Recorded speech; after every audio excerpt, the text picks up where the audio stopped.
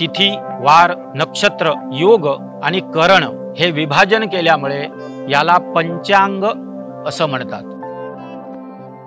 This program is supported by Reliance Digital, personalizing technology. नमस्कार.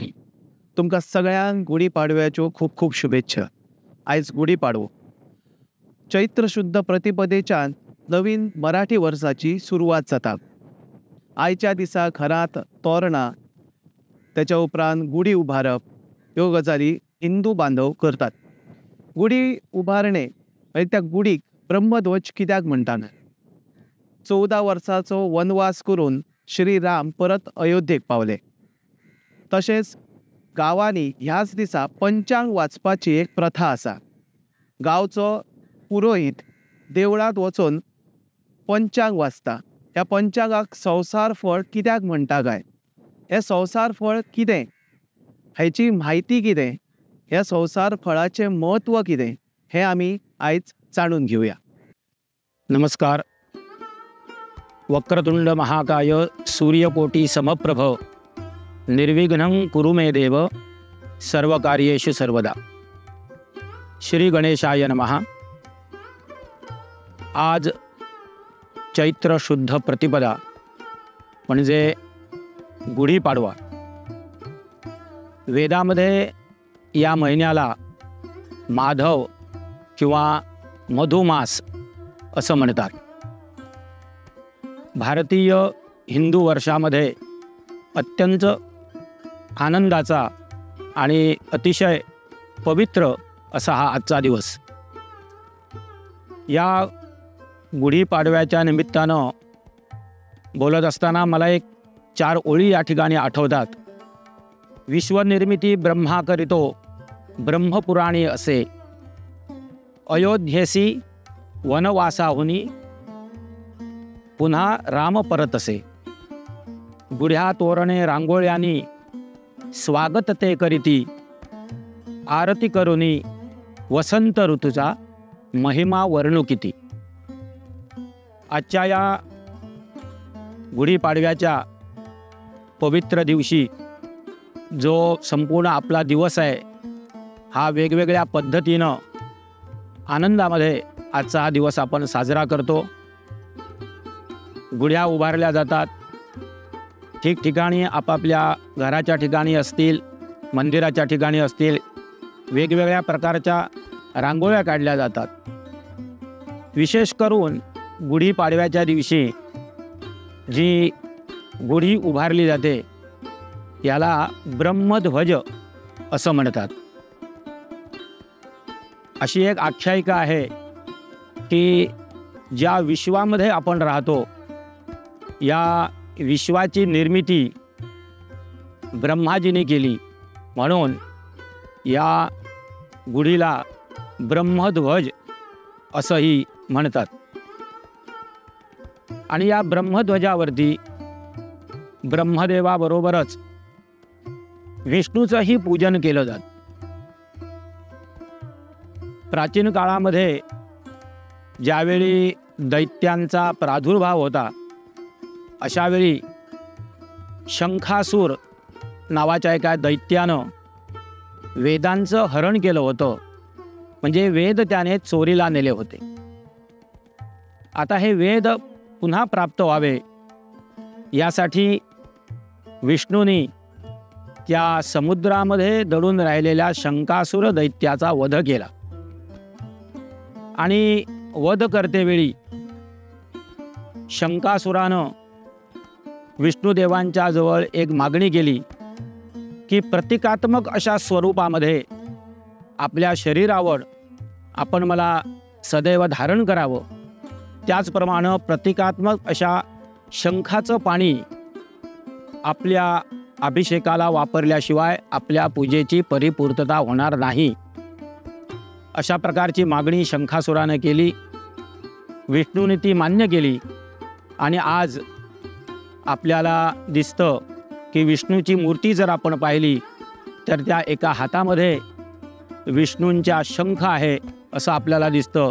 आणि विष्णूची पूजा करत असताना जर आपण पाहिली तर शंखातलं पाणी विष्णू देवतेवर घातल्याशिवाय तो अभिषेक पूर्ण होत नाही असं शास्त्रसंमत आहे. ऐतिहासिक महत्त्व सांगणारा असा हा दिवस, त्याचप्रमाणे सांस्कृतिक आणि नैसर्गिक अशा प्रकारचं महत्त्व सांगणारा असा हा दिवस आहे.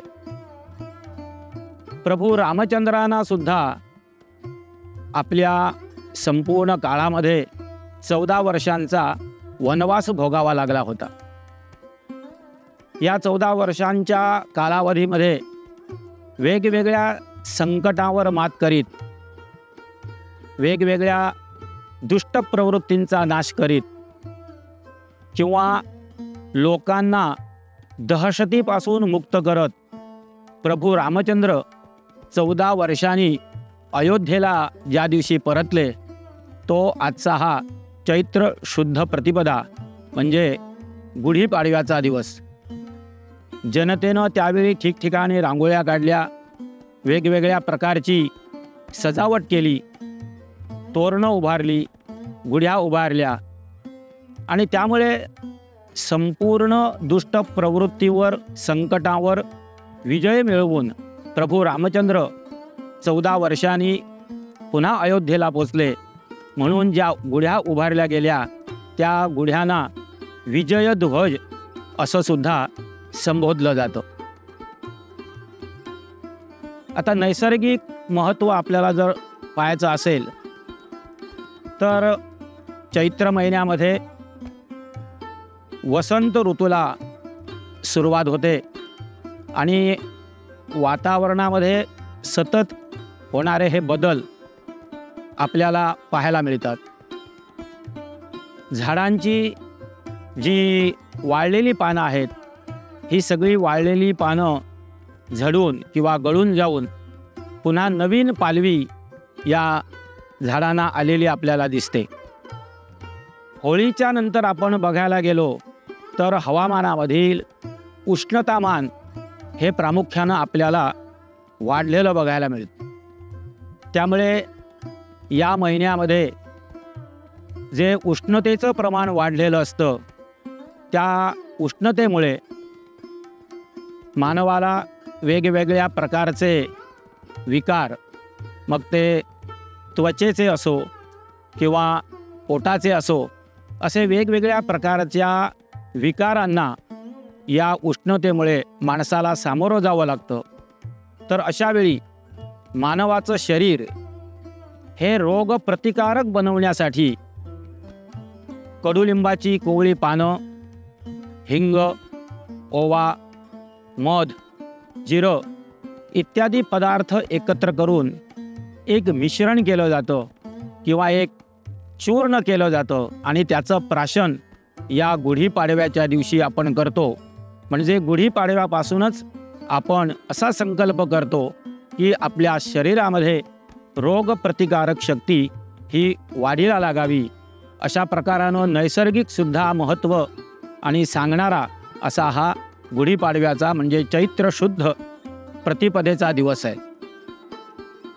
प्राचीन मानवानं ज्यावेळी पूजेला सुरुवात केली त्यावेळी स्त्री शक्ती प्रधान मानून आदिशक्तीची प्रथमतः मानवानं पूजा केली. त्यामुळे या चैत्र महिन्यामध्ये चैत्र नवरात्र, देवीचं जे चैत्र नवरात्र आहे ते या चैत्र महिन्यामध्ये सुद्धा साजरं केलेलं आपल्याला दिसतं. आता आजच्या या पहिल्या दिवशी वेगवेगळ्या प्रकारच्या प्रथा, जसं मी म्हणालो की दरवाजावर तोरणं बांधावी, गुढ्या उभाराव्या, सकाळी अभ्यंग स्नान करून गुढी इत्यादी आपले कुलदैवत इत्यादिकांची पूजा करावी, वाडवडिलांना नमस्कार करावा, गोडधोड पदार्थांचा नैवेद्य दाखवावा आणि अतिशय आनंदामध्ये आजचा हा गुढीपाडव्याचा दिवस सगळ्यांनी घालवावा. तर याच दिवशी आपल्या घरामध्ये असो किंवा मंदिरामध्ये असो पंचांग वाचन करण्याची म्हणजे संवत्सर फळ ऐकण्याची अशी एक प्रथा आहे. गणिततज्ञ भास्कराचार्य, आर्यभट्ट, वराह मिहिर यांनी हे पंचांग विकसित केलं. पंचांग म्हणजे काय, तर संपूर्ण 24 तासांचा जो काही आपला दिवस आहे, या दिवसाची विभागणी 5 अंगामध्ये म्हणजे 5 भागामध्ये केली जाते. मग त्यामध्ये तिथी, वार, नक्षत्र, योग आणि करण अशा 5 भागामध्ये किंवा 5 अंगामध्ये हे विभाजन केल्यामुळे याला पंचांग असं म्हणतात. तर रोजच्या रोज वेगवेगळी तिथी असते, वेगळं नक्षत्र असतं, वेगळा वार असतो. गुढीपाडव्याच्या दिवशी आपण या पंचांगाचं जरूर श्रवण करावं. आपले ग्रामपुरोहित, कुलपुरोहित किंवा ज्योतिषी यांची पूजा करावी. पंचांगस्थ गणपतीची पूजा करावी, सरस्वतीची पूजा करावी आणि एकत्रितपणे सर्वांनी बसून या पंचांगाचं म्हणजे संवत्सराचं फळ श्रवण करावं. तिथीचं श्रवण केल्याच्या नंतर आपल्याला वैभव प्राप्त होतं. वाराचं श्रवण केल्यानंतर आपल्याला दीर्घायुष्य प्राप्त होतं. नक्षत्राचं श्रवण केल्यानंतर आपल्या पापांचा नाश होतो आणि योगाचं श्रवण केल्यानंतर वियोग नाश होतो आणि करणाचं श्रवण केल्यानंतर आपल्या इच्छा परिपूर्ण होतात.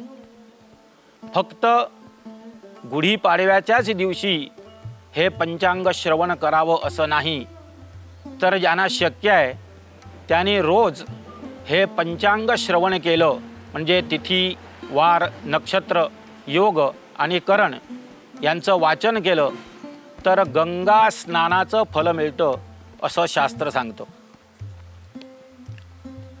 संवत्सरे ही एकूण आपल्या हिंदू वर्षामध्ये 60 संवत्सरे आहेत. हे 60 वर्षांचं एक कालचक्र आहे. या 60 वर्षामध्ये गुरुच्या आणि शनीच्या सूर्याभोवती प्रत्येकी 5 प्रदक्षिणा पूर्ण होऊन आकाशातील जी स्थिती आहे त्या स्थितीची पुनरावृत्ती होते. म्हणजे या स्थितीच्या पुनरावृत्तीला पूर्ण 60 वर्ष लागतात.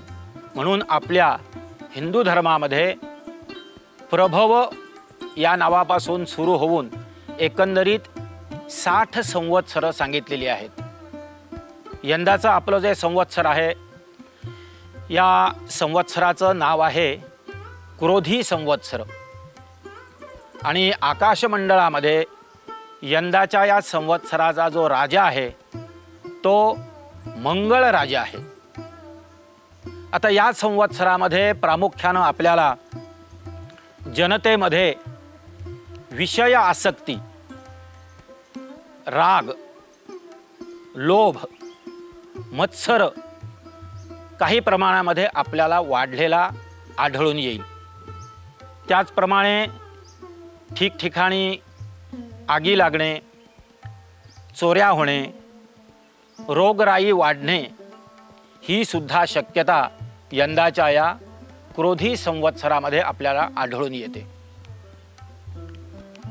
यंदाच्या एकंदरीत संवत्सरामधील पर्जन्यमानाचा जर आपण विचार केला तर गेल्या वर्षीच्या तुलनेत यंदा चांगल्या प्रकारे पर्जन्यमान होण्याची शक्यता या पंचांगामध्ये सांगितलेली आहे.